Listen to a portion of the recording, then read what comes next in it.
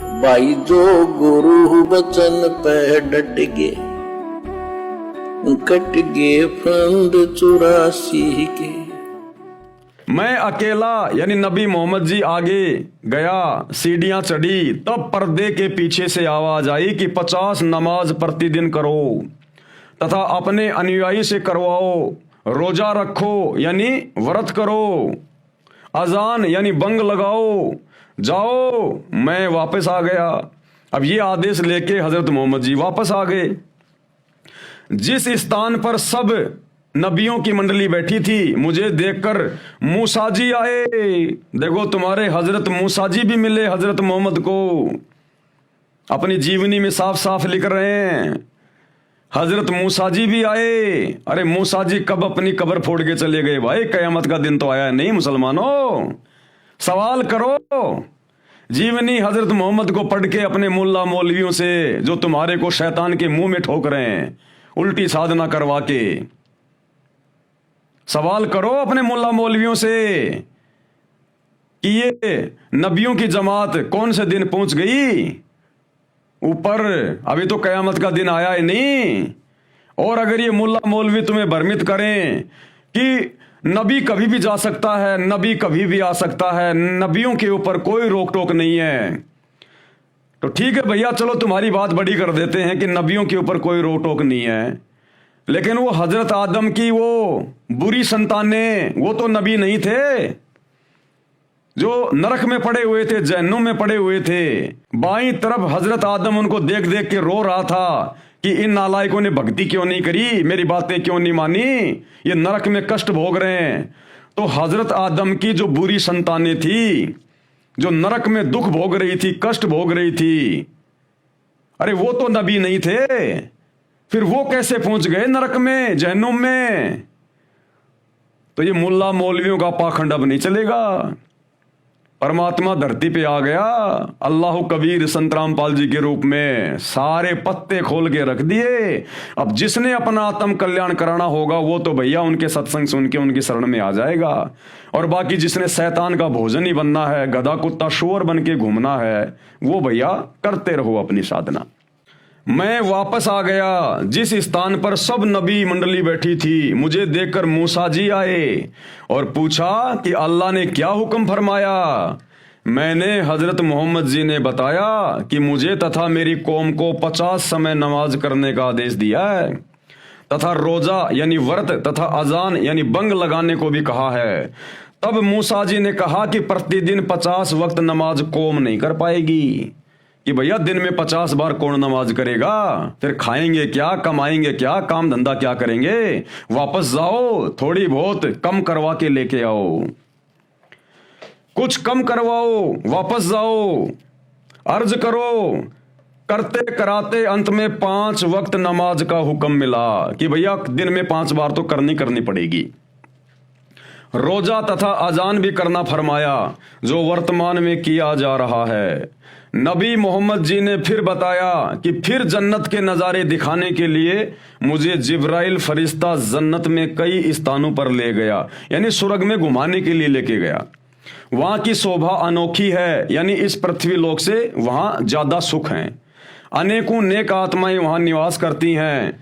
फिर जिब्राइल ने मुझे बुराक पर बैठाकर वापस जमीन पर छोड़ दिया। तब ये सत्य घटना बताई। जन्नत व जहन्नुम में जो कुछ वर्तमान में है उसके चश्मदीद गवाह यानी आई विटनेस नबी मोहम्मद जी हैं। यानी सतगुरु रामपाल जी परमेश्वर समझा रहे हैं कि मुसलमान भाइयों, तुम्हारी आंखों के सामने है उस जन्नत में, उस स्वर्ग में हजरत मोहम्मद जी ने अपनी आंखों से क्या क्या देखा। सारे नबियों को देखा, नबियों की जमात को देखा, हजरत आदम से मिले, नबियों से मिले, हजरत मूसा से मिले, हजरत दाऊद से मिले, हजरत ईसा से मिले, और हजरत आदम की नेक संतानें भी वहां पर अपना कर्म भोग रही थी। मौलवी साहिबान तर्क देते हैं। अब ये मुल्ला मौलवी क्या बोलते हैं? भगत समाज को भ्रमित करने की दृष्टि से, अपने आधे अधूरे ज्ञान के आधार से मुल्ला मौलवी तर्क देते हैं कि बाबा आदम बाई और बद संतान के कर्म देख कर रो रहे थे, दाईं ओर नेक संतान के कर्म देखकर हंस रहे थे। तो सतगुरु रामपाल जी कह रहे हैं कि उनकी संतान तो कब्रों में है। अरे मुल्ला मौलवियों, तुम्हारे अनुसार उनके संतानें तो अभी कब्रों में पड़ी हुई है। वो तो जब क़यामत का दिन आएगा कभी खरबों वर्षों बाद में, तब जाएंगी ऊपर। तो वहां कैसे पहुंच गई जिनको हजरत मोहम्मद जी अपनी आंखों से देख के आए हैं? ये जन्म और मरण का चक्कर, ये शैतान का अटल नियम है यहाँ का। ये जन्मना मरना, जन्मना मरना, ये इसका अटल नियम है यहाँ का। जब तक आप सच्चे दरवेश, सच्चे सतगुरु अल्लाहु कबीर सतगुरु रामपाल जी की शरण में आकर उनकी भक्ति नहीं करेंगे, तब तक ये जन्म मरण का चक्कर नहीं मिटेगा, चाहे हिंदू हो चाहे मुसलमान हो। ये अल्लाहु कबीर ने नहीं बनाए हिंदू मुसलमान, ये शैतान का सारा जाल है, षड्यंत्र अपने भोजन के लिए। तो सतगुरु रामपाल जी समझा रहे हैं कि उनकी संतानें तो मुल्ला मौलवियों कब्रों में है। अरे ऊपर क्या देखा फिर? हजरत आदम को दीवारों की तरफ देखकर रो रहे थे क्या?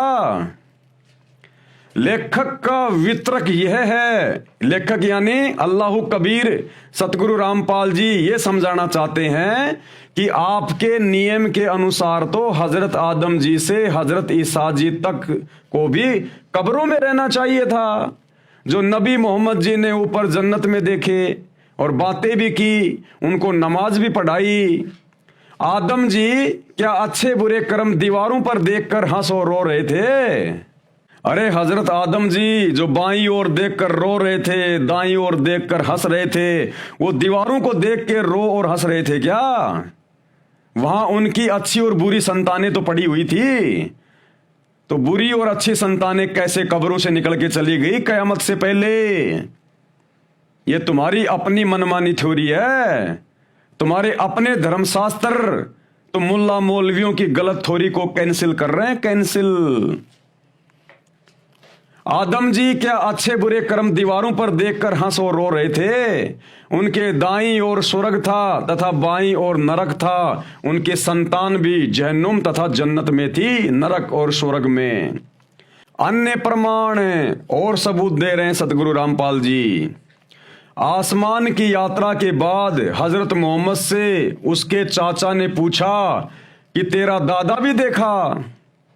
जब जिब्राइल फरिश्ता हजरत मोहम्मद जी को वापस जमीन पर छोड़कर चला गया, तब हजरत मोहम्मद जी के चाचा ने पूछा, जब हजरत मोहम्मद जी ने पूरी बात बताई ना, मैं ऐसे ऐसे ऊपर गया था, मैंने सब कुछ देखा है, सारे नबियों को देखा है, उनको मैंने नमाज पढ़ाई।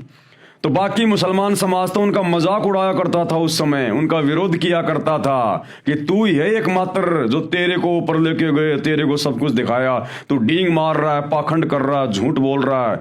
मोहम्मद जी का बहुत ज्यादा विरोध होता था उन्हीं के समाज के लोगों के द्वारा। तो जब ये सारी बातें नबी मोहम्मद ने अपने चाचा को बताई, तो उनके चाचा ने कहा कि आपने अपने दादा को भी देखा है क्या? ए नबी, आपने वहां अपने दादा को भी देखा क्या जन्नत में, स्वर्ग में? तो नबी हजरत ने कहा कि हाँ मैंने उनको देखा, लेकिन वो जन्नत में नहीं था, वो तो नरक में था, जहन्नुम में। अब ये सच्चाई सुनकर हजरत मोहम्मद का चाचा उनका विरोधी हो गया, उनका दुश्मन हो गया। आसमान की यात्रा के बाद हजरत मोहम्मद से उसके चाचा ने पूछा कि तेरा दादा भी देखा? वह जन्नत में है या जहन्नुम में? मोहम्मद जी ने कहा जहन्नुम यानी नरक में देखा। ये सुनकर उनका चाचा मोहम्मद जी से बहुत नाराज हो गया और बोला, तू मेरे पिताजी को जहन्नुम में बता रहा है, झूठा है। नबी जी ने कहा कि मैंने जो देखा वही बताया है। मोहम्मद का चाचा पूरा विरोधी बन गया था। सच्चाई वही है जो ऊपर बताई है कि बाबा आदम की अच्छी बुरी संतान नरक और स्वर्ग में देखी। मुसलमान भाइयों, मौका है, अल्लाह कबीर धरती पर सतगुरु रामपाल जी के रूप में है।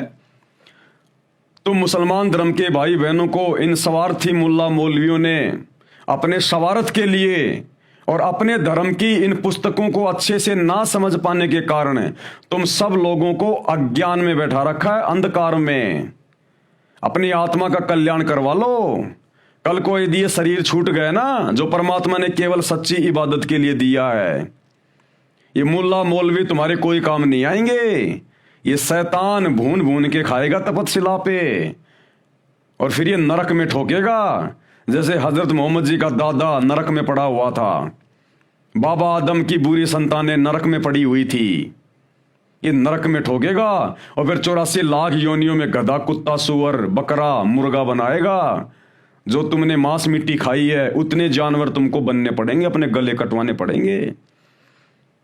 जब तक सच्चे सतगुरु की शरण में आकर सत भक्ति नहीं करेंगे। कुरान शरीफ के वो 3 मंत्र ऐन सीन काफ, जो सूर असूरा 42 आयत नंबर 1 और 2 में लिखे हुए हैं, जो वर्तमान में केवल सतगुरु रामपाल जी के पास हैं, यानी कोड वर्ड में उनके वास्तविक मंत्र क्या हैं, उन मंत्रों को जपने से मुक्ति होगी। अन्यथा जहन्नुम में जाओगे। जहन्नुम में कर्म भोगने पड़ेंगे सारे के सारे। ना तुम्हें खुदा का पता, ना तुम्हें खुदा की सच्ची इबादत का पता। पूरे विश्व का मुसलमान समाज भ्रमित है। और कल आप लोगों को दिखा दिया गया था जीवनी हजरत मोहम्मद से कि 63 साल की उम्र में तुम्हारे नबी ए हजरत की किस प्रकार दुर्गति से मौत हुई। अरे अगर तुम्हारा नबी सच्चे खुदा की इबादत कर रहा था तो 63 साल की उम्र में ऐसे दुर्गति से मौत नहीं होनी चाहिए थी। क्या भगवान की सच्ची इबादत करने वाले को अंत समय में इतनी भी रात नहीं मिलेगी? बेचारा हाय हाय करता हुआ मरा, हाय हाय करता हुआ। हजरत मोहम्मद जी के 3 बेटे उनकी आंखों के सामने मर गए। क्या सच्चे खुदा की सच्ची इबादत करने वाले के ऊपर ऐसे दुखों का पहाड़ टूट सकता है क्या? अरे सच्चे खुदा की सच्ची इबादत तो यदि आपके भाग्य में मौत है उसको भी टाल देगी। तो वो अल्लाह आज धरती पर सतगुरु रामपाल जी के रूप में प्रकट है, जो तुम्हारे भाग्य में लिखे हुए दुखों के पहाड़ों को बिल्कुल नष्ट कर देगा। सबकी जेब में मोबाइल है, उसी अल्लाह के रहमो करम से यूट्यूब पर सतगुरु रामपाल जी के सत्संग सुनना शुरू कर दीजिएगा। और बात समझ में आ जाए तो भैया थोड़े बहुत दिनों की बात है। युग परिवर्तन का दौर चल रहा है, 2028 निर्धारित है। और आप देख रहे होंगे वर्तमान में किस प्रकार से देश विदेश में प्राकृतिक आपदाओं का दौर शुरू हो चुका है, भूकंप वगैरह। और हमारे भारत देश में भी किस प्रकार से हिंदू मुस्लिम होने की पूरी पूरी तैयारी हो रही है। घर से बाहर निकलना मुश्किल हो जाएगा। ये तुम्हारे मुल्ला मौलवी, तुम्हारे पीर पैगंबर, देवी देवता कोई काम नहीं आएंगे। सच्चे खुदा की सच्ची इबादत काम आएगी। और सच्चे खुदा से पूरा मुसलमान समाज मुंह मोड़ के बैठा हुआ है। तो भाई इस पाखंड से बाहर निकलो, मुल्ला मौलवियों के अज्ञान से बाहर निकलो। परमात्मा धरती पे आया हुआ है, पहचान करो, सत्संग सुनो, तभी पहचान हो पाएगी। बिना किसी के सत्संग सुने, उनके विचार सुने आप क्या निर्णय करोगे क्या सही है और क्या गलत है? तो भाई और बहनों, हमारी प्रार्थना है, केवल आपको जगा सकते हैं, संदेशा दे रहे हैं, मानना न मानना आपके अपने बुद्धि विवेक के ऊपर है। तो आज की वीडियो में हम केवल इतना ही लेंगे। कल हम इस पॉइंट पर चलेंगे, जन्म तथा मृत्यु पर विवेचन। यानी मुसलमान धर्म के मुल्ला मौलवी जो अपने धर्म ग्रंथों को ना समझ पाने के कारण पूरे समाज को भ्रमित करके बैठे हैं कि बारंबार जन्म और मृत्यु नहीं होती, बस एक बार ही जन्म मिलता है और मरने के बाद हम तो उनको कब्रों में दफना देते हैं। जब कयामत का दिन आएगा तब उनको कब्रों से अल्लाह के द्वारा बाहर निकाला जाएगा। जिनके अच्छे कर्म होंगे वो स्वर्ग में जाएंगे, जन्नत में जाएंगे। जिनके बुरे कर्म होंगे वो जहन्नुम में, नरक में जाएंगे। तो भैया मांस खाने वाले, मांस काटने वाले, ये अच्छे कर्म है क्या? अरे मांस काटना, मांस खाना ये अच्छा कर्म है क्या? तो इस आधार से तो भाई 99% मुसलमान भाई बहन जहन्नुम में जाएंगे। और जो मुल्ला मौलवियों ने अपनी थ्योरी बिल्कुल फाइनल कर दी है कि बार बार जन्म नहीं लेना पड़ता, भैया जब तक सतगुरु रामपाल जी की शरण में आकर सत भक्ति करके अपना मोक्ष नहीं करवा लोगे, तब तक भैया यहां तो अनिश्चित काल समय के लिए युगों युगों तक आपको इसी प्रकार से जन्म लेने पड़ेंगे। कभी इंसान के तो कभी गधे, कुत्ते, सुअर के, फिर नरक भोगना। ये प्रोसीजर काल की, शैतान की इसी प्रकार से चलती रहेगी। एकमात्र तरीका इस जन्म और मृत्यु के प्रोसीजर से बाहर निकलने का सतगुरु रामपाल जी के पास है। पूरे विश्व में, पूरी सृष्टि में किसी के पास नहीं है। और तो समझा ही सकते हैं, संदेशा ही दे सकते हैं, मानना न मानना आपके अपने संस्कार और बुद्धि विवेक पे निर्भर करता है।